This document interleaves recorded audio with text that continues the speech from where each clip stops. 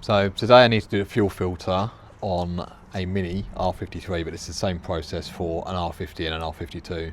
So what I thought I'd do is I'd film it and bring you guys along so you can see how to do it on your car. So let me get the camera set up, let's get inside the car and I'll show you what you need to do to change your own fuel filter. So first of all, I'm quite lucky. There is no interior in this car at the moment, so it makes it a lot easier to do this job. Now, in the past, when I've had to do this, what I've done is remove the driver's seat. And to do that, you need to just disconnect the battery, because if you don't disconnect the battery and you try and remove the seat and then you put the key in ignition, the airbag warning light will come on and you need a code reader to reset it. Now the fuel filter itself is located under this cover, which is behind the driver's seat.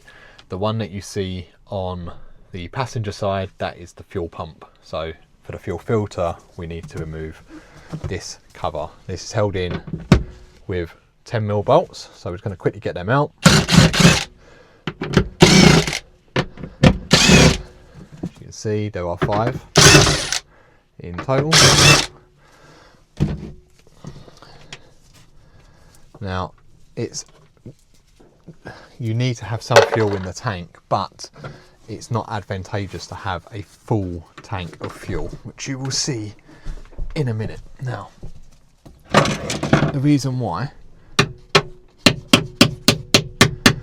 is because if you have a full tank of fuel, then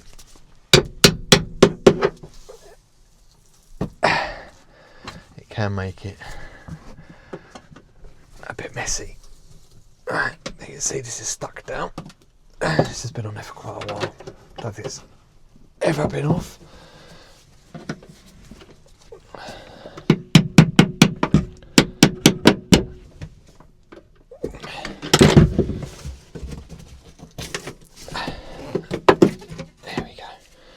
So there is like a rubber seal under here. Try and keep that roughly into place, but obviously you are removing a sealed section. You don't want fuel vapours coming through here. Now you can see that this is extremely dirty. It's very, very old. This is supposed to be white and there is actually a green tab in here, which is difficult to see, but if we clean this up a little bit, if we need to, we can get some brake cleaner in here. So you can just start to see the green tab is starting to show itself. I'll move that around there a little bit. You can see in here, now there's an arrow marked on here, and this is like a little push clip, so you can see there is an insert there. You have to push in there and then pull back. So there are a couple of ways to do this. We'll try with a pair of bent nose pliers first of all, but if not, a couple of screwdrivers will do the job. Just take your time with it, you don't want to break it. So there you go. So that came out quite easy, and like I say, basically we've just used a pair of bent nose pliers on there, you can see. Now there are a few bits to this that you need to just make sure that you don't damage, one of them being this white cap. So there is a lock ring in place, which is what this silver part is here. To get this off, I use a screwdriver on here, just gently tap it round to undo itself. So we zoom out a little bit, I'll show you doing that. So I use a reasonably big flathead screwdriver on here and just very gently just tap it.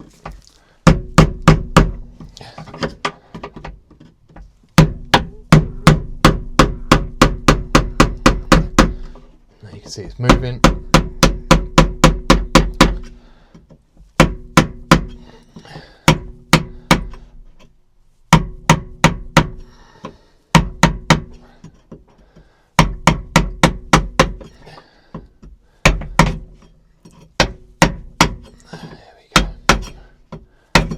There we go.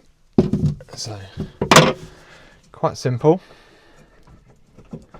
It's important that when you're doing this you have a well ventilated area, because you will get probably overwhelmed by the smell of fuel vapour, because it does not smell good. And make sure you've got some old towels around as well, because when you take it out it's not going to be the prettiest of things, and it's obviously going to have a lot of fuel drenched on it. So generally have a few old towels just lined up to pop it onto. Keep the windows down like so. You get your screwdriver and you just pop it in here, very gently just lever it up. You'll see that it starts to work its way loose. Now at this stage you need to make sure that your fuel line is just tucked out of the way a little bit. You should just be able to lift that up like so, and ideally this needs to untwist, but sometimes it's not quite as simple as that, so we'll see what we can do.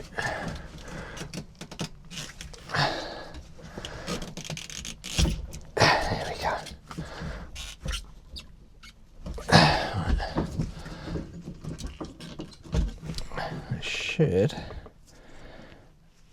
It should, he says, start to lift out. It's starting to twist out of position. I can see loads of fuel in there that's starting to work its way loose. It is quite stiff. There we go. And now very gently just take that cap off. This is your big O-ring there. We're just going to pop everything onto that towel. This is your fuel filter. So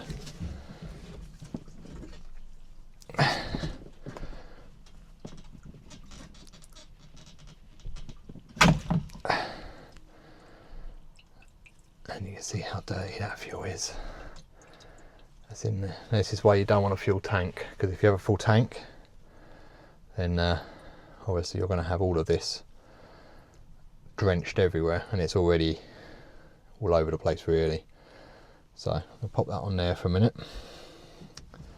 You can see the actual state of the fuel in there, that it is really dark and murky.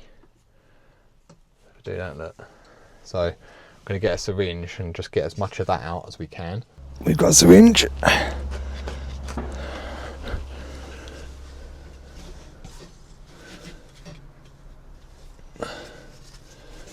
And you can see just how dark and murky that is. Look, I think that's probably about as much as we're going to get out of it.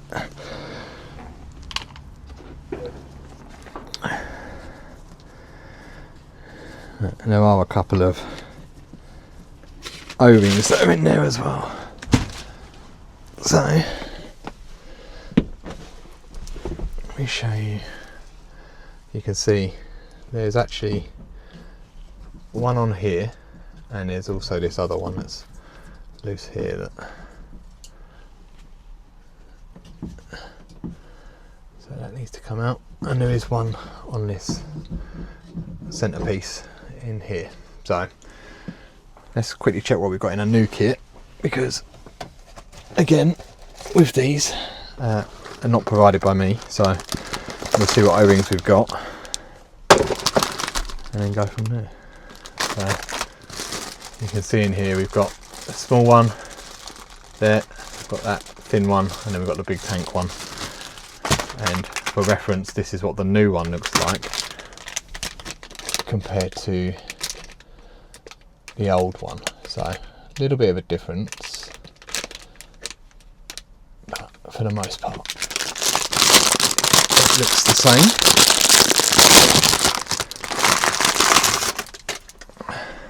There you go.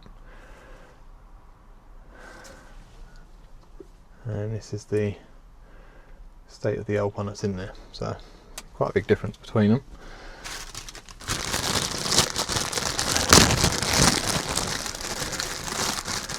Let's remove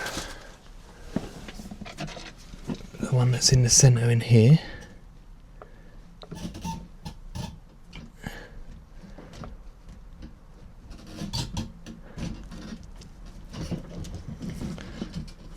we've got our pick.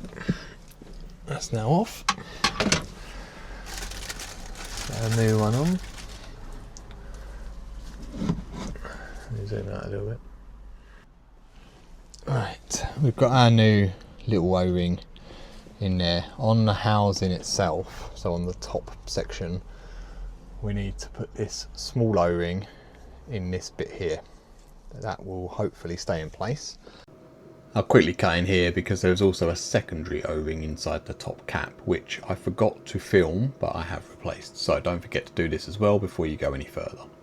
And what we also need to do is obviously get our new fuel filter into place. So this is a Febby one.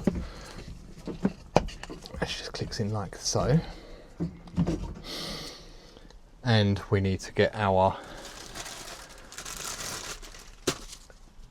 tank seal in. Now this needs to sit in here prior to putting this cap back on, but there is a couple of ways you can make this a little bit easier for yourself. So one way is to lube it up a little bit. So there's a few things you can use for this, but we're just going to use a little bit of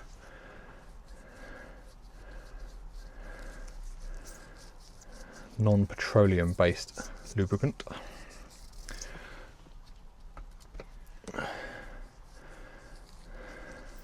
Because things like, I don't know, some people say to use Vaseline and stuff like that, but if you use Vaseline, it can eat through rubber over time because it's petroleum based. So we're just going to pop that roughly into place here.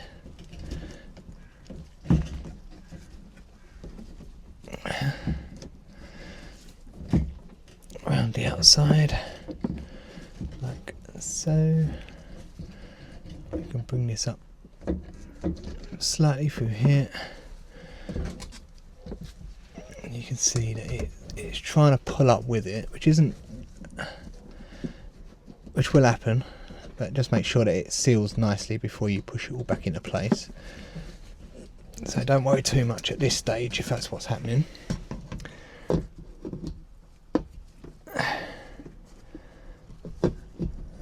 So just bear in mind as well that your cap faces this way, so basically let's say 7 o'clock. So you need to make sure that when you put it all in, that it's going to twist round to that position. So it probably goes in at about 5. You need to push down quite hard.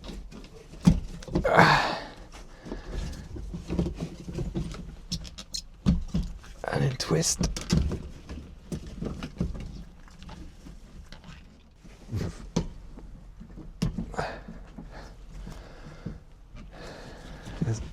It needs to sit. There we go, that should make it easier.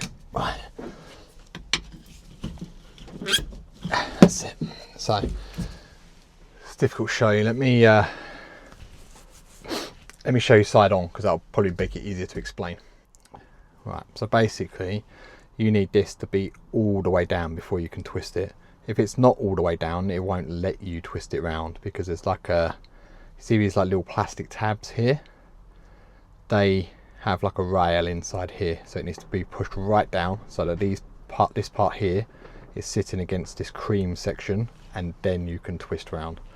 So hopefully seeing it from that angle explains it a little bit easier for you. If this doesn't seal properly, this outer one, you will get a smell of petrol, so make sure you take your time with it.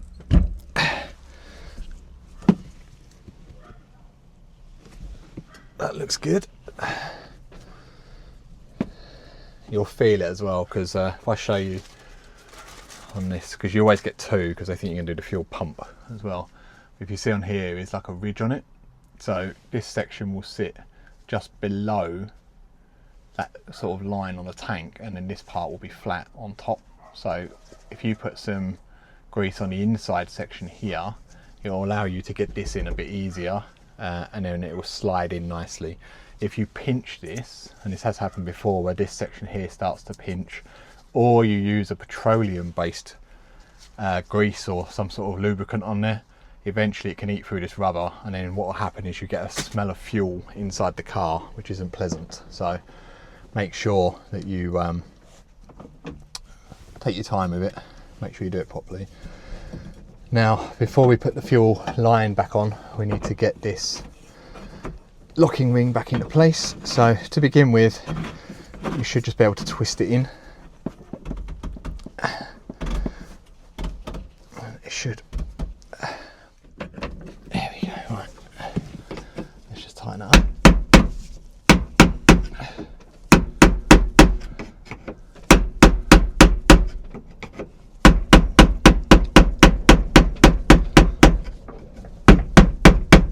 There we go. Right. Clip that back in, so that should just push back into place and clip in nicely if you haven't damaged that green section, like so.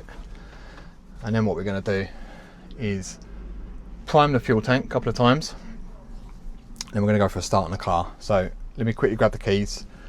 We're going to watch this because we want to make sure there's no leaks coming from this section, and then we want to make sure the car turns over. If the car's struggling to start, it means you probably nipped an O-ring. So let's see how we get on. So after priming the tank a few times, start priming the pump, getting some fuel flowing back in here, what we need to do now is give the car a first start. Now hopefully this will start first time, we won't have any issues with it. It's perfectly normal for it to stutter a little bit as the fuel's getting back through. If it doesn't start immediately, try it again, but if it won't start at all, then chances are you've either damaged this O-ring, which is quite common, or the bigger one here has a split in it. Now, if you have taken off the original ones and they are intact and you do have this type of problem, you can, worst case scenario, to get your car up and running again, to get you to work, pop this back in, but obviously you still want to be replacing it long term wise. Let's try and give the car a start, and hopefully we should have a... So, do this a couple of times. Right, let's go for it. Very nice. So that's positive. It means we probably haven't damaged any of these O-rings, which is good. So I'm happy with that. Now what we need to do, leave it running for a minute, make sure that everything's okay, make sure we don't have any leaks coming from here. If we do, then obviously we need to go back, recheck everything, make sure it's all good. If your car is struggling to start, like I said, it could be one of these O-rings, so you may have to take this back off, take the fuel filter back out, check all the O-rings, make sure they're not nipped or damaged or split. If they are, and you don't have new ones, then if you remove the ones off the car, you can basically, not ideal, but you could probably reuse them just to get you to work on a Monday morning if you're doing this at a weekend, and obviously pick up new ones later on down the line.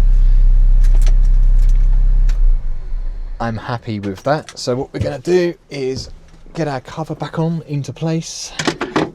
Keep our old fuel filter down there for a minute. Now there are 5 bolts, or five nuts. Go back on there.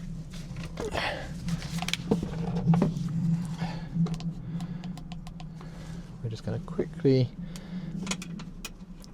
get them into place. We'll start them off, then we'll just quickly gun them up. If you're enjoying this type of content and you're enjoying these how-to guides, then do please consider subscribing to the channel. The more people that subscribe, the more value that I'll probably see in doing them. We've also got the main channel as well. If you enjoy R50 mini related content, then definitely go and check that out. There's loads of good stuff over there. These are more of like a what's the word, an accompanying feature to the main channel.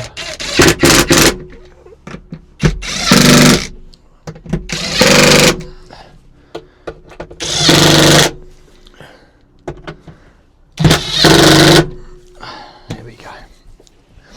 And that is basically job done. So if you've enjoyed the content, don't forget to leave a thumbs up for me. Well, probably weird looking thumbnail, so I haven't got no thumb. Leave a thumbs up. Put a comment down below if you found it useful. Subscribe to the channel if you haven't done so already. And obviously, like I said earlier, go and check out the main channel for more R53 and R50, 56, all that sort of stuff all the good stuff. Go and check it out on the main channel. But yeah, fuel filter's done. That probably took less than 15 minutes, but obviously I've done these a few times. Just take your time with it. You don't want to split one of these O-rings because it will put you in a world of pain. And it's not an enjoyable job, but it is a job that you can definitely do at home.